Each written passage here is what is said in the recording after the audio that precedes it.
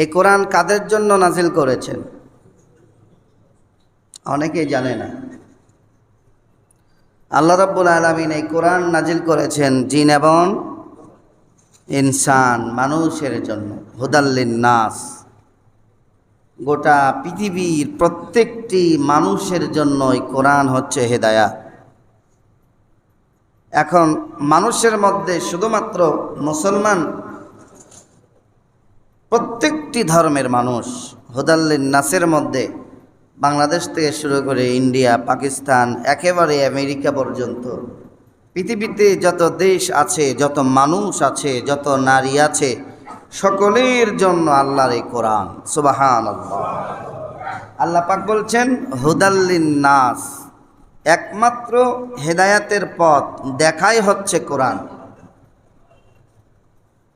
কোনো মানুষ যদি চিন্তা করে আমি হেদায়াত পেতে চাই, আমার হেদায়াতের প্রয়োজন, অবশ্যই অবশ্যই ওই বান্দাকে কোরআনের পথে আসতে হবে, কোরআনের নিকটে আসতে হবে, কোরআন জানার জন্য আগ্রহ করতে হবে।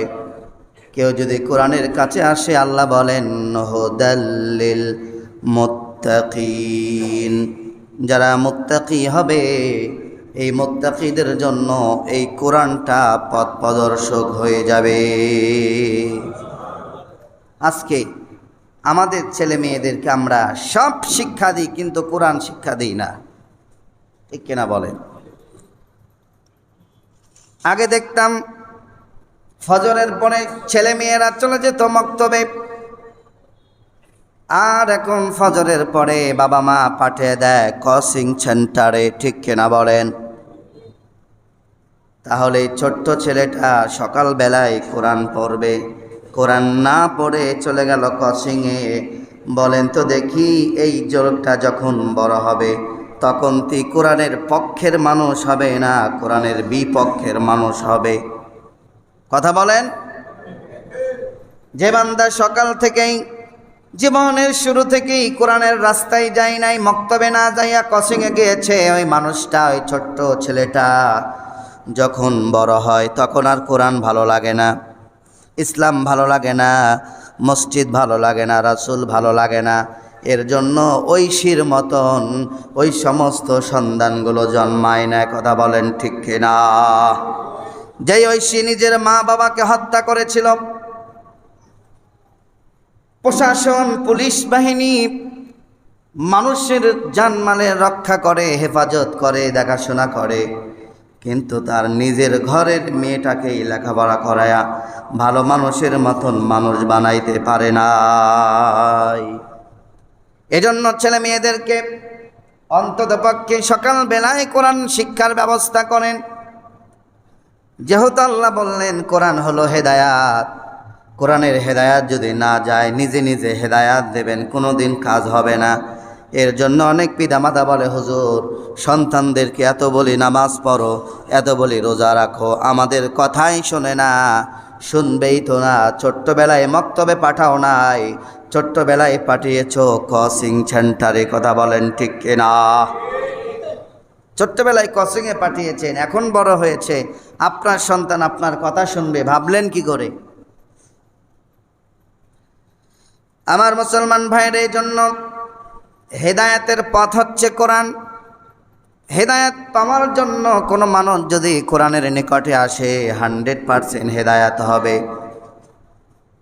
তবে অনেক মানুষ কোরআনের নিকটে আসার পরেও হেদায়েত হবে না, কারণ ফি কুলুবিহিম মারাদা, কোরআন শুনে কিন্তু কোরআনটা সঠিকভাবে অনুধাবন করে না। আছে না নাই?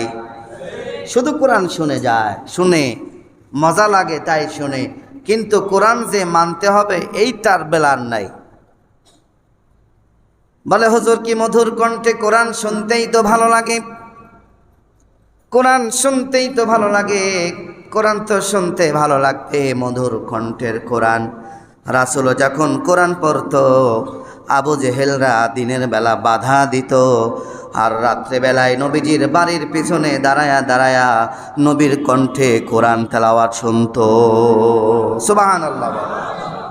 দিনের বেলা বাধা দেয়, রাতের বেলা কোরআন শুনতে যায়। এটা হলো সেই কথা।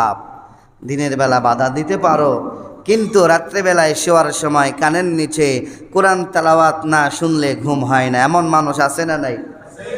ওই মানুষটার সামনেই যখন আবার বলেন আজ্জানিয়াতু আজ্জানি ফাজলিদু কুল্লা ওয়াহিদিম মিনহুমা মিআতা জালদা, জিনা করলে বুক পর্যন্ত পুরে পাথর মারতে হবে, তখন বলে না এই আইনগুলো পছন্দ হয় না। ঠিক কিনা বলেন? এটা পছন্দ হয় না, সব ভালো লাগে, কোরআন শুনতেও ভালো লাগে, কোরআন তেলাওয়াত যারা করে এত সুন্দর, তার সুন্দর, কি সুন্দর সুর, মজাই লাগে, কিন্তু মানতে গেলে আর মজা লাগে না। ঠিক কিনা বলে? কিন্তু ইমানদার যারা হয় তাদের শুনতেও মজা লাগে, মানতেও। আল্লাহ পাকের জন্য বলেন ইন্নামাল মুমিনুনা আল্লাযীনা ইযা যুকিরাল্লাহ ওয়াজিলাত কুলুবুহুম, আমার কোরআন যখন তারা শুনে, কোরআন শোনা মাত্রই সর্বপ্রথম তাদের হৃদয়টা আল্লাহর ভয়ে প্রকম্পিত হয়ে যায়। রে সর্বনাশ, আল্লাহর কথা হতেছে দুনিয়ার মধ্যে সবচাইতে দামি কথা। কার কথা? আরো জোরে বলেন কার? আল্লাহর কথা হতেছে সর্বপ্রথম, তাদের কলিজাটা ভয়ে প্রকম্পিত হয়ে যায়। আর আল্লাহ বলেন ওয়াজিলাত কুলুবুহুম, যতবার কোরআন তেলাওয়াত শুনে আল্লাহ বলেন জাদাতহুম ঈমানা, আমি তাদের ঈমানগুলো আরো বাড়ায়া দিই। এজন্য অসংখ্য সাহাবীর মাঝে কোরআন তেলাওয়াত করেছে, কত সাহাবী কোরআনের প্রেমে পড়ে কালিমা পড়েছে, আবার কত সাহাবী কোরআন শুনেছে, কোরআন শুনে আল্লাহকে মানে নাই, আল্লাহর ভয় কলিজায় ছিল না, এর জন্য তারা কাফেরের পথ বেছে নিয়েছে। কথা বলেন ঠিক কিনা? এর জন্য মুসলমান কোরআন শুধু শুনলেই হবে না, আগে সর্বপ্রথম আপনার ইরদা করতে হবে এই কোরআনটা আমার আল্লাহর, এখানে যা বলেছেন সব আমার আল্লাহ বলেছেন। অতএব কোরআনে যা কিছু আছে একেবারে সূরাতুল ফাতিহার ফা থেকে সূরা নাসের সিন পর্যন্ত প্রত্যেকটা লাইন, প্রত্যেকটা আয়াত আমার জীবনে বাস্তবায়ন করতে হবে। এটা মেনে নিয়ে যখন আপনি কোরআন শুনবেন, দেখবেন আপনার দুনিয়াও শান্তি, পরকাল আখিরাতেও শান্তি দিবেন কে? আরো জোরে বলেন শান্তি দিবেন কে? আর কোরআন মানবেন না, কোরআনের পথে আসবেন না, ছেলেদেরকেও কোরআন শিখাবেন না, শুধুমাত্র শান্তি তালাশ করবেন, জীবনেও শান্তি পাওয়া যাবে নাকি? কথা বলে না ভাই? আপনারা বুকে হাত দিয়ে বলেন তো, আপনাদের পরিবারে শান্তি আছে নাকি?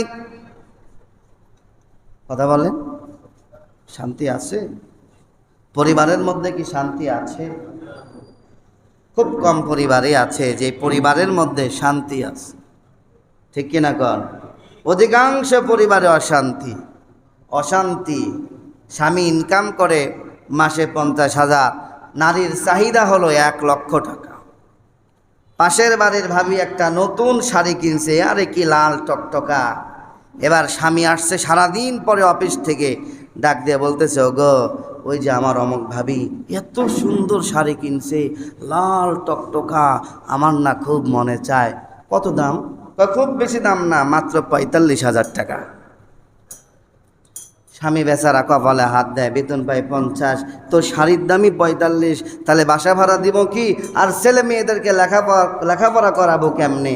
এখন বলে না এত টাকা দিতে দেওয়া সম্ভব না। এবার স্ত্রীর মনটা খারাপ। ঠিক কিনা গণ? এবার বেচারা কি করবে?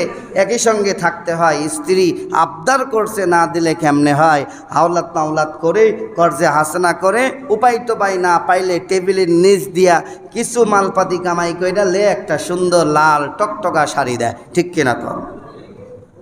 বাংলাদেশের পরিবেশ চলছে এরকম, চাহিদা আর চাহিদা, না দিলেই বিপদ, সংসারে অশান্তি। একমাত্র কারণ ওই সংসারের মধ্যে কোরআন নাই, ওই সংসারে হাদিস নাই, রাসূলের তরিকা নাই, সুন্নাহ নাই, বিধায় তারা ইসলাম বোঝে না, স্বামী বোঝে না, হালাল হারাম বোঝে না, আবদার করে বসে, কোথায় থেকে পাবা আমি জানি না, আমার লাগবে। ঠিক কিনা? আবার গানও গায়, এবার আসো থাক মসজিদের মধ্যে, এত ভেঙে চুরে বোঝানোর দরকার নাই, নাকি বলেন? আপনারা অটোমেটিক বুঝে গেছেন। এবার বলেন আপনাদের সংসারে কি আসলেও শান্তি আছে? নাই, নাই। যতই বলেন মুখে আছে আছে, আসলেই ভেতরে শান্তি নাই। এজন্য কোরআন সুন্নাহ এই যে ছোট্টবেলায় তো শিখান না, মেয়ে ছেলে সব একই অবস্থা, সব পাঠায় দেয় কোচিং সেন্টারে, কোরআন শিখায় না, রাসূলকে শিখায় না, রাসূল বোঝায় না, দিন বোঝায় না। এর জন্য এত অশান্তি, এত অশান্তি, এত অশান্তি। বিশ্বাস করেন কত ফোন আসে, হুজুর স্বামী ভালোভাবে কথা বলে না, দেখতে পারে না, অন্য মেয়ের সাথে সম্পর্ক করে, ওই করে সেই করে, একটা তাবিজ দেওয়া যায় কিনা, একটু পানি পড়া দেন যাতে করে আমার সংসারে শান্তি হয়। অহরহর ফোন আসে আমাদের কাছে, কারণ তারা জানে মসজিদের হুজুর ইমাম, ওনার কাছে গেলে একটা সমাধান পাওয়া যাবে। এই সব সমস্যার সমাধান দিতে পারে, কথা বলে না, সব সমস্যার সমাধান দিতে পারে আল কোরআন। আল কোরআনের কাছে আসেন, সব সমস্যার সমাধান হয়ে যাবে, ঠিক কিনা বলেন? এজন্য আল্লাহ বলেন তিবিয়ানাল লিকুল্লি শাই, সমাধান পেতে চাও কোরআনের কাছে আসো, সব সমাধান আমি আল্লাহ কোরআনে দিয়ে দিয়েছি। বলে বলি সুবহানাল্লাহ। আমার মুসলমান ভাইরা, এবার বলেন তো আমরা এই কোরআন থেকে হেদায়াত পাওয়ার জন্য কোরআনের নিকটে আসার দরকার আছে না না? এরপরেও যদি আপনারা চান বাড়িতে অশান্তি হোক, ছেলে মেয়ে অমানুষ হোক, তাহলে আপনারা কোচিংয়ে পাঠান, যা ইচ্ছা করেন, অসুবিধা নেই। আমাদের বলার দরকার, আমরা বলেই যাব। কে মানবে কে মানবে না তার ব্যাপার, ঠিক কিনা বলেন? তবে আল্লাহ কিন্তু একটা কড়া ভাষায় জবাব দিয়েছেন, কি জানেন? আল্লাহ বলেন ইয়া মা'শারাল জিন্নি ওয়াল ইনসি ইন ইসতাতা'তুম আন তানফুযু মিন আকতারিস সামাওয়াতি ওয়াল আরদি লা তানফুযুনা ইল্লা বিসুলতান।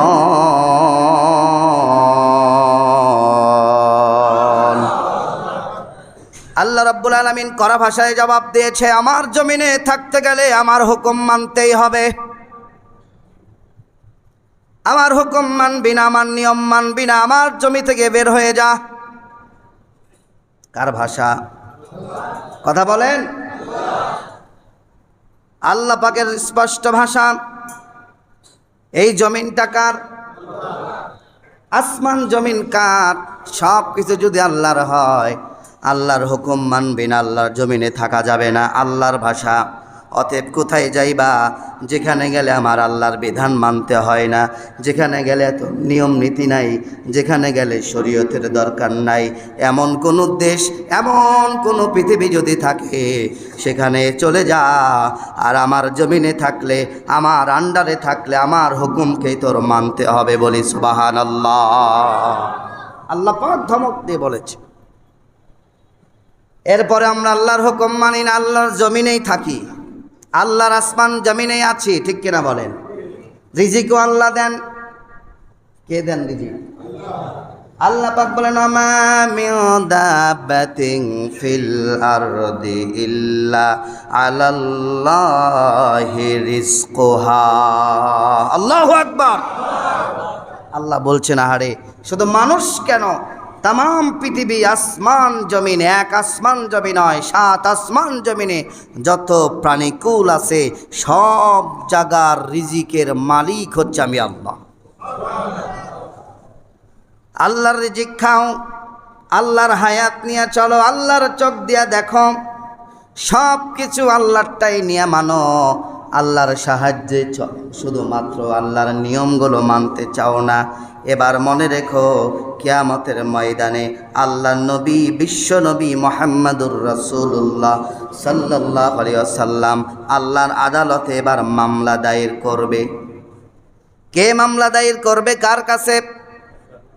আল্লাহর নবী আল্লাহর কাছে মামলা দায়ের করবে। আল্লাহ পাক বলছেন ক্বালার রাসূলু ইয়া রাব্বি ইন্না কওমি ইত্তাখাযু হাযাল কুরআনা মাহজুরা। যেই নবী কিয়ামতের ময়দানে মানুষের জন্য শাফায়াত করবে, ওই নবী আবার আল্লাহর কাছে কিছু উম্মতের নামে মামলা করবে। আল্লাহকে বলবে, আল্লাহ আপনি আমার প্রতি যেই কোরআন নাজিল করেছিলেন, ওই কোরআন আমি সমাজের মধ্যে মানুষের কাছে সুন্দর করে বুঝিয়ে দিয়েছি, কিন্তু আমার কিছু উম্মত আমার কোরআনের কথাগুলো শুনেই নাই। এই কোরআনের পক্ষে ডেকেছিলাম, আসেও নাই। আমার কোরআনের হকগুলো মানেই নাই, কোরআনের হকগুলো আদায় করেই নাই। আমার এই কোরআনের কথা যখনই শুনছে, এই কোরআন থেকে তারা মুখ ফিরায়া নিয়েছে, মুখ ঘোরায়া নিয়েছে। ও আল্লাহ, আজকে আমি ওই সমস্ত আমার উম্মতের জন্য আপনার আদালতে মামলা দায়ের করে দিলাম। কি কারণে তারা মুখ ফিরায় নিয়েছিল, আজকে জবাব চাই। এই কোরআন প্রতিষ্ঠার জন্য আমি রাসূল দেখেন আমার দাঁত ভেঙেছি। তায়েফের জমিনে রক্ত বের হতে হতে নবীজি বেহুশ হয়ে পড়ে গেছে জমিনে। এত কষ্টের পরেও, জেল জুলুমের পরেও আমার উম্মতগুলো আমি নবীর কাছে আসে নাই। ও মুসলমান ভাইরা, বলেন তো দেখি, যেই নবী সুপারিশ করবে, ওই নবী যদি মামলা দায়ের করে দেয়, বাঁচানোর মতো কি আর কেউ আছে নাকি? কেউ আছে? একমাত্র রাসূলই যিনি প্রত্যেকটা নবীর আগে কোনো নবী কথা বলতে পারবে না, কোনো রাসূল কথা বলতে পারবে না, এরপরে কোনো মানুষ কথা বলতে পারবে না। ওই কঠিন সময় একমাত্র রাসূল আল্লাহর কাছে সুপারিশ করবে তার উম্মতের জন্য। কোন কোন উম্মতকে মাফ করে দেওয়া যায়, কোন কোন উম্মতকে জান্নাতে দেওয়া যায়, তিনি বেছে বেছে হাত ধরে ধরে ওই সমস্ত জান্নাতি মানুষগুলোকে জান্নাতে পাঠাবেন। সুবহানাল্লাহ কয় না রে? আর যেই সমস্ত উম্মতের নামে মামলা হবে, তাদের অবস্থা কি হবে একটু চিন্তা করেন। দুনিয়ার জমিনে মামলা হইলে উকিল আছে, অ্যাডভোকেট আছে, জামিন আছে, কিন্তু আল্লাহর আদালতে মামলা হলে আর উপায় আছে নাকি? আর কোনো উপায় থাকবে না, সরাসরি জান্নাত না সরাসরি জাহান্নাম। কথা বলেন আমার মুসলমান ভাইয়েরা, সরাসরি জাহান্নামে যেতে হবে। আসুন আমি আপনাদের সামনে যে কোরআনুল কারীমের আয়াত তেলাওয়াত করেছি, সূরার নাম সূরা আল ইমরান, আয়াত নাম্বার 142। আল্লাহ পাক বলছেন, আম হাসিবতুম আন তাদখুলুল জান্নাতা ওয়া লাম্মা ইয়ালামিল্লাহুল্লাযীনা জাহাদু মিনকুম ওয়া ইয়ালামাস সাবিরিন।